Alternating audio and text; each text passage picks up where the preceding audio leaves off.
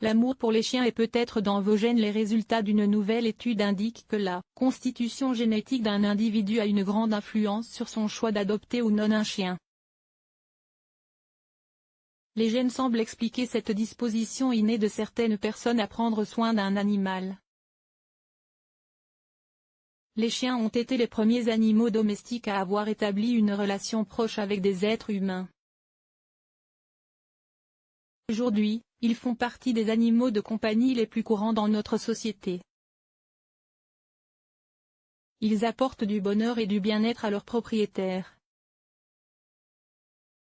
Et si notre attirance pour ce type d'animal était déterminée par notre patrimoine génétique?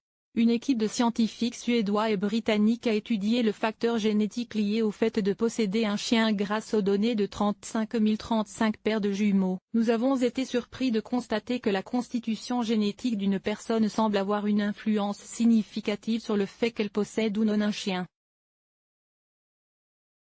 Certaines personnes ont peut-être une plus grande disposition innée à prendre soin d'un animal de compagnie, déclare Tove Fall, auteur principal de ces travaux, publié par la revue Nature. Identifier les gènes. Ces résultats sont importants car ils suggèrent que les bénéfices supposés pour la santé liés à la compagnie d'un chien peuvent s'expliquer en partie par la génétique différente des personnes étudiées.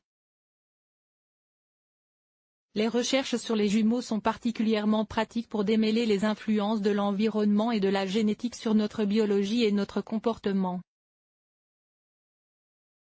Dans le cadre de cette étude, les scientifiques ont constaté que les taux de concordance de propriété des chiens étaient beaucoup plus élevés chez les jumeaux identiques que chez les jumeaux dizygotes. Prochaine étape pour l'équipe, essayer d'identifier quelles variantes génétiques sont liées à ce choix et comment elles interagissent avec les traits de personnalité et d'autres facteurs comme l'allergie.